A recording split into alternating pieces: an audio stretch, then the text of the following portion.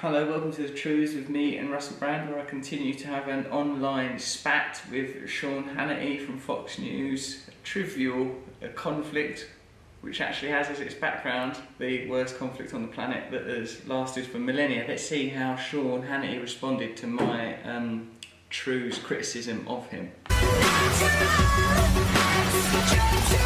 Welcome back to Hannity. All right, yesterday, Russell Brand, a D-list actor, better known for his failed marriage to Katy Perry, recorded himself going on a 12.5-minute tirade against little old me. He's already got into trouble by trying to present himself sympathetically as little old me when he started off mendaciously and vindictively playing one of Katy's pop songs and going, mostly famous for his failed marriage. That's a mean-spirited approach. But in the background there's like Hamas and Hollywood.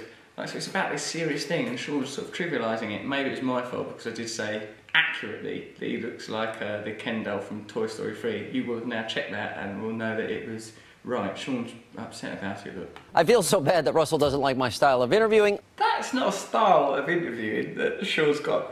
He doesn't like my style of interviewing. It's not a style of interviewing. It's because he got that bloke on, that Youssef fella, to talk for Muslim people, then didn't let him answer. It's not a style. What's your style of interviewing, Sean? I don't let people respond to questions that I ask them, and then I bully them and berate them and victimise them and just advance my own agenda aggressively. Oh, that's an interesting style. That's not a style of doing it, that's not doing it. 3,000 rockets, Russell, fired into Israel. 2/3 of the Israeli population in bunkers in just the last month. Now, Russell, if you're watching, and I'm sure you will, take a close look at your TV because I need to educate you because you're kind of dumb and ignorant. Now this, what I'm about to show you, to educate you, is the charter of the internationally recognized... If you are going to educate someone, don't mispronounce basic components of the English language. This is the international chapter of the internationally recognized... Right, but I'm looking forward to the education. I'll read it with you to help you.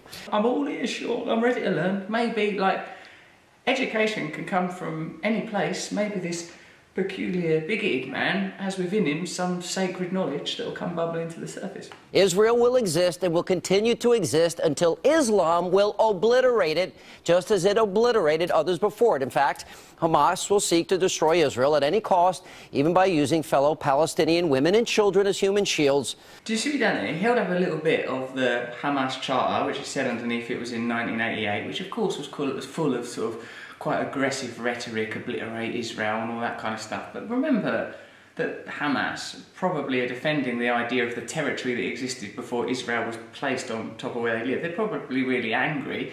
Then what Sean does is something really interesting. He has the text up of the Hamas charter, then he moves seamlessly into his opinion about human shields. I'll tell you why he has to do that as opinion, because there's no evidence that Hamas are using women and children as human shields. No one there has said that's happening, except for people like Sean Hannity. But apparently Russell can't get it through his thick head and possibly fathom that this is the reality. It's not a reality. It's a combination of speculation, conjecture, and highly contextualised and selected information. That's not reality. He's piecing together a narrative that fits in with Fox's worldview and his own bigoted worldview. That's not reality. It's a tiny aperture through which bigoted and particular information is glimpsed. That's sort of the opposite of all-encompassing, wonderful, unknowable reality. And joining us now is Bernard McGurk. Hello, Ken.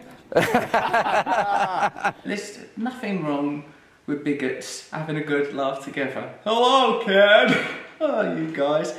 If Sean's having a panel, we're having a panel on the Trews. With me, I've got Jesus, there he is, smiley mask Jesus, a bunch of flowers, and Mahatma Gandhi. They're all joining us. Gandhi, ironically, would have been dubbed as a terrorist by Sean Hannity because of his opposition to the sanctioned power of the British Empire when the Indian independence movement kicked out British colonies. That's a good point, Russell. I was going to say, Brand got that one right. Anyway. I know, it's a compliment. A compliment. It is a compliment to look like the Ken doll from Toy Story 3. None of us thought that he wasn't handsome. We just thought that he was plastic, stupid, superficial, vacuous and vain. Not bad, not bad. Well, he refers to me as a terrorist. I actually have that side. You want to watch this part? You'll notice in this segment they don't use any of the original footage of Sean interviewing Youssef, because if they did use that, you would see how unreasonable Sean was being, remember? Is Hamas a terrorist organization? Yes or no? Let me ask you a question, sir. No, you don't answer a question with a question. Is Hamas... What part of this can't you get through your thick head? Is Hamas a terrorist organization? That poor guy Youssef, I love him a little bit as a result of that. Please, Sean. Oh, God, what's Sean done? He punched me. I mean, this guy's got a skanky look. He looks like he cooks meth and sleeps in his car. I wouldn't be calling...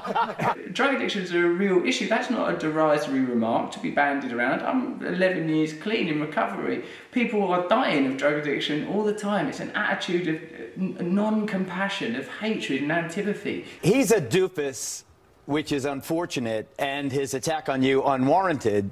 Still, I think that there are two sides to this story that are not necessarily being told. 3,000 rockets, 3 kidnapped kids slaughtered. 1,300 dead civilians, 40% of them children, Sean. This is undermining Israel. This is the worst thing for Israel's stature and standing in the world. It's fueling anti-Semitism, and it's going to accomplish very, very little but prolong this crisis. Uh-oh, it's got a bit wrong already, Sean. Sean's engineered this. He's going, can you come and help me take care of that out-of-work deal list Katy Perry married to son of a bitch, Russell Brand? Yeah, we'll be there. Within minutes of the start, Geraldo Rivera saying it's a complex issue in the Middle East and that Sean's been redacted. If 3,000 rockets were fired into America, wouldn't you obliterate the infrastructure of the group responsible? Would you call for that? Michael Bloomberg came home from Israel last week saying, open the airport, these rockets are ineffective, the Iron Dome's got them solid. How many civilians have been killed by those rockets? I'll tell you, one Israeli Arab in the field. They didn't explain to Geraldo what his job was meant to be. He obviously didn't see this bizarre fascistic logo of the show. He's not spent any time watching Sean. He's come out and spoken like a reasonable human being. You have seen what happened in that hospital. We've seen what happened at the UN school today, Sean. We can no longer ignore what is happening. The thing is, as we've said before, words like terrorism. At the time of the American Revolution, the American revolutionaries that beat, us, Britain, we regarded them as terrorists. We're like, hey, what are they doing? We're in charge of that colony. They wanted to be independent. We regarded them as terrorists. Terrorists just a word. Nelson Mandela, before he's like, oh, lovely old cuddly Nelson Mandela. Terrorist.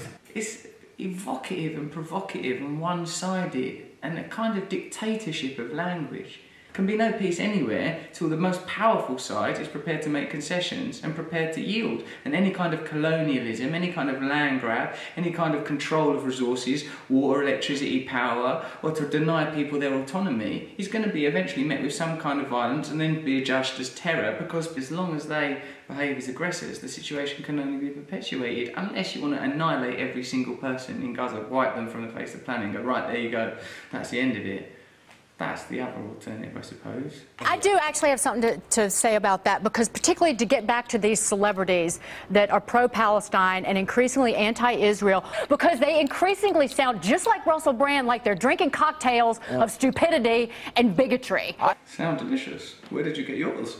These ignorant stars, though, don't want peace. You had 100 Spanish stars, including Penelope Cruz and Javier Bardem, wrote an open letter accusing Israel of genocide. We ought to be very, very afraid about what's going on in Europe. You know what's the real problem here is Penelope Cruz and Javier Bardem and the bloke that was Puss in Boots in Shrek. Javier Bardem characterised the war as one of occupation and extermination against a people without means, confined to a minimum of land, without water, and where hospitals, ambulance and children are targets and alleged terrorists. In the horror of what's happening now in Gaza, there is no place for distance or neutrality. I cannot understand this barbarism, even more brutal and incomprehensible considering all of the horrible things the Jewish people have gone through in the past. Javier, you ignorant star, with your talk of peace. You know what's scary? Everything's backwards. I got to tell you, if you don't have moral clarity that Israel has the right to defend themselves here, Bernie, I think this world is screwed up beyond any... Sean, the truth is, it isn't screwed up beyond the point of recovery. Recovery is possible, but you are not helping, Sean. You're making it much worse.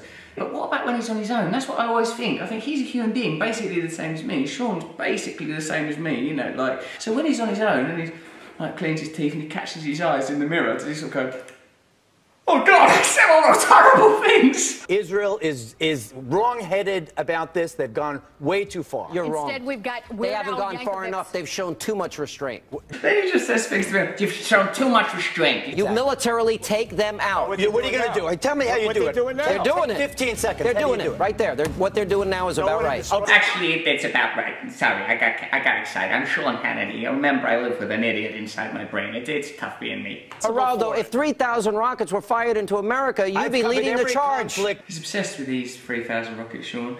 And because of his vitriol and propaganda, here is some information that you should have about what's happening. The current conflict began with Hamas rocket fire. We hear that all the time, don't we? That's always in the news. Oh, it's Hamas, those rockets and everything.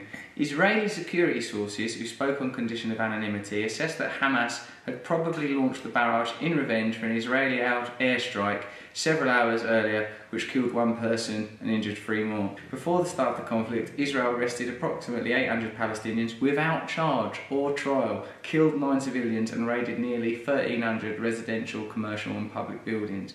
Israel wants a ceasefire, but Hamas doesn't. You hear all the time that Israel wants a ceasefire. Hamas leader Khaled Mashal said Hamas wanted the aggression to stop tomorrow, today or even this minute, but they would like the blockade against Palestine lifted. He added, "We will not shut the door in the face of any humanitarian ceasefire backed by a real aid programme." Also, there is a claim that Hamas rule, not Israel's blockade, is to blame for the humanitarian crisis in Gaza. Israeli officials have confirmed on multiple occasions that they intend to keep the Gazan economy on the brink of collapse.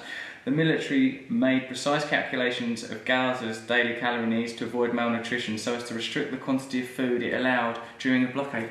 They made calculations of what the calorific requirements were and to keep it restricted. They're trying to keep people on the brink of poverty. It sounds to me like a really complex and ugly situation. I didn't find your informative segment very helpful at all, Sean. I didn't think you educated me at all. In fact, I think you obfuscated the situation more, provided more incendiary and emotive disinformation and confusion and hysteria that you couldn't even back up with a pre-packed panel. I'm telling you, Sean, it's... All right, we gotta go. By the way, if you want Russell Brand to shut up, have Mark Levin attack him. It worked with Jon Stewart. And then at the end of it, Sean picks up a football and starts sort of joshing and playing, and that's what I find most offensive about this. They begin it with a pop song, they end it sort of joshing and mucking around and having a laugh when talking about really serious, difficult issues. To them, it's just a game. To them, it is just entertainment. That's what I find most difficult about it. Sean, you're a human being. Come back to humanity, Sean. You've lost yourself, mate. Tonight when you go home, look in the mirror for a little while. Take a deep breath. Remember how you were as a child. Remember how you feel about the people you love. Remember that all human beings everywhere, they have those sensations and those feelings. And try to speak from a perspective of love, not from vengeance and hatred. Thank you very much to my panel, Jesus, the flowers, Gandhi, thanks for coming. That was the Trews. Thank you very much.